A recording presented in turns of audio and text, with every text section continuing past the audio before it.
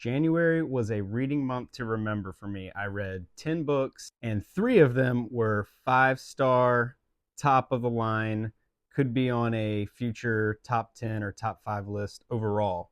So it was almost impossible to pick a favorite book this month. But I finally think I landed on Piranesi by Susanna Clark as my favorite book of the month. I First book that I read this year, and I just devoured it. Between that, Demon Copperhead, and Lonesome Dove, it was the hardest choice I've had to make as far as that goes so far.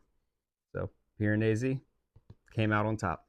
And my least favorite book of the month was not a book I hated. It was just another smaller book, Gwendy's Button Box, the first book of the Gwendy trilogy. That the story was started by Stephen King and was finished by Richard Chizmar, and just wasn't quite at the level that I expect from King. It's a smaller book, not a whole lot there, but it was intriguing enough to want to continue with the series. In January, I read 7 books, starting with the least favorite, Riley Sager with a Vengeance. I was really looking forward to reading this book as soon as it was a release because I generally am a big fan of his.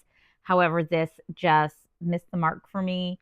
The premise of the story is awesome. It sounds amazing. However, the way it was executed was really hard to follow. Twists weren't really twisting as much as I wanted them to. I gave this a 3, which I think was kind of generous. I will still read Riley Sager books because I like him, but this one just didn't do it for me. My most favorite read of January, which was kind of a hard call. There were a couple really good reads that I had in January, but Rebecca Ross, Wild Reverence, her writing is so atmospheric and immersive, and the way that she builds two different pantheons and gives them each their own unique hierarchy and culture, and you know exactly which one you are in from the first sentence of that chapter, was just really unique and impressive.